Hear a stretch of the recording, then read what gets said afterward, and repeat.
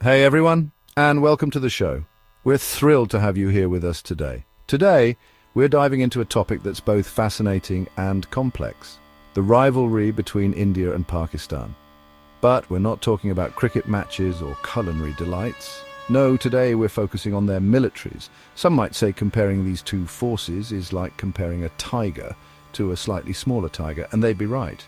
But context is crucial. So, grab a snack, settle in, and let's break down this rivalry point by point. We'll look at their strengths, strategies, and more, because even the smallest details can make a huge difference when it comes to military power. From technology to tactics, every element counts. We'll explore the advanced technology that both nations employ, from drones to cutting-edge weaponry. Training and discipline are key components of any military force. We'll see how both India and Pakistan prepare their soldiers for any scenario. And of course, we'll delve into the historical context that has shaped these two powerful militaries over the decades. While the rivalry is intense, it's also important to remember the efforts towards peace and diplomacy that have been made over the years. So stay tuned as we embark on this comprehensive journey. By the end, you'll have a deeper understanding of the military dynamics between India and Pakistan. Let's get started. First, let's talk about soldiers. Soldiers are the backbone of any military force, representing the strength and readiness of a nation to defend itself and its interests. India has 1.4 million active duty soldiers. This massive number showcases India's commitment to maintaining a robust defense system. These soldiers undergo rigorous training to ensure they are prepared for any situation, from natural disasters to conflicts. To put this into perspective, that's like the entire population of Estonia ready to fight and then some. Imagine an entire country mobilized and ready for action. This sheer number is a testament to India's strategic importance in the region. On the other hand, Pakistan has 650,000 active soldiers. While this number is smaller compared to India, it is still a significant force. These soldiers are highly trained and dedicated, ready to defend their nation with valor and skill. Remember, a smaller, well-trained army can be very powerful. It's not just about the numbers, but the quality of training and the strategic capabilities of the soldiers. A well-coordinated, highly skilled force can achieve remarkable feats. It's like India has a big Bollywood movie with a large cast and grand sets, while Pakistan has a smaller independent film. Both have their unique strengths and can be equally impactful in their own ways. Both can be good, just in different ways. The scale and resources might differ, but the dedication and passion behind each effort are what truly matter.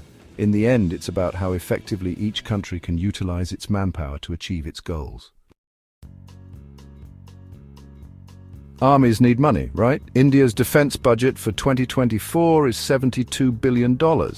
That's the third largest in the world. They're buying new jets and making their own weapons. Pakistan's budget is $10.6 billion. That's still a lot of money, but when your neighbor is showing off its military, you have to keep up. Okay, let's talk about the big thing. Nuclear weapons. Both India and Pakistan have them. India has about 130 to 140 and says it won't use them first. Pakistan has maybe 140 to 150 and might use them first if they feel threatened. Let's look at the air forces. India has over 2,200 aircraft, including some really advanced jets like the Sukhoi, Rafale and Mirage. Pakistan has about 1,400 aircraft, including the JF-17 Thunder, made with China, and F-16S. It's like David and Goliath, but with lots of firepower. Now let's look at the navies. India has a big navy, with aircraft carriers like the INS Vikramaditya and INS Vikrant. Pakistan's navy is smaller, focusing on protecting its own area, with submarines and ships. They might not be as big as India's navy, but they're serious about protecting their own waters. Back to land, where the tanks are. India has over 4,300 tanks, including the T-90 and Arjun Mark 1A. Pakistan has around 2,680 tanks, including the Al-Khalid, made with China, and the T-80.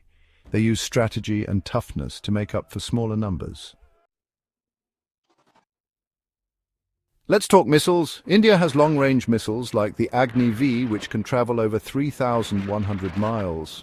They also have shorter-range missiles. Pakistan has shorter-range missiles like the Shaheen 2, which can travel up to 1,550 miles.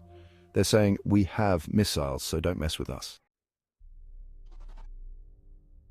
Now for the future, cyber warfare and space. India has satellites and anti-satellite weapons. Pakistan's space program is growing, and they're also working on cyber capabilities, because sometimes the best weapon is a computer code. Let's talk special forces. India has Marcos, Para-SF and NSG Black Cats. Pakistan has the Special Services Group, SSG, known for guerrilla warfare. They're like ninjas, quiet and deadly. It's like an action movie, but real. Let's talk about making your own weapons. India is working hard to make its own weapons. Pakistan relies on imports, mostly from China.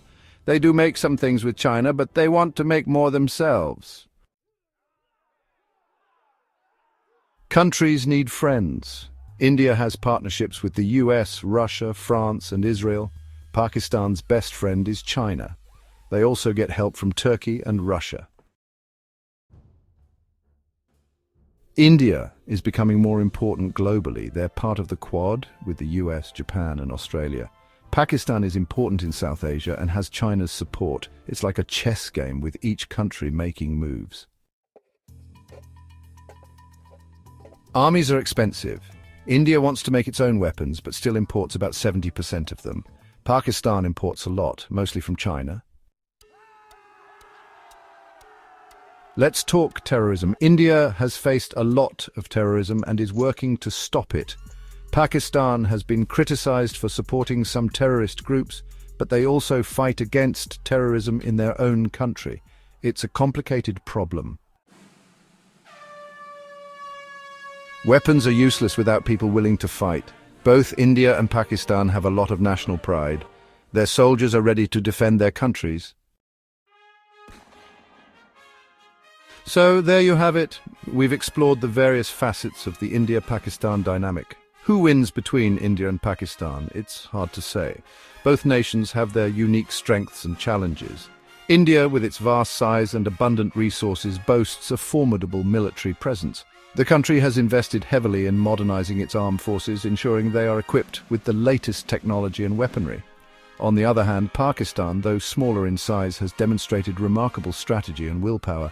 Their military is known for its resilience and tactical prowess, often making the most out of limited resources.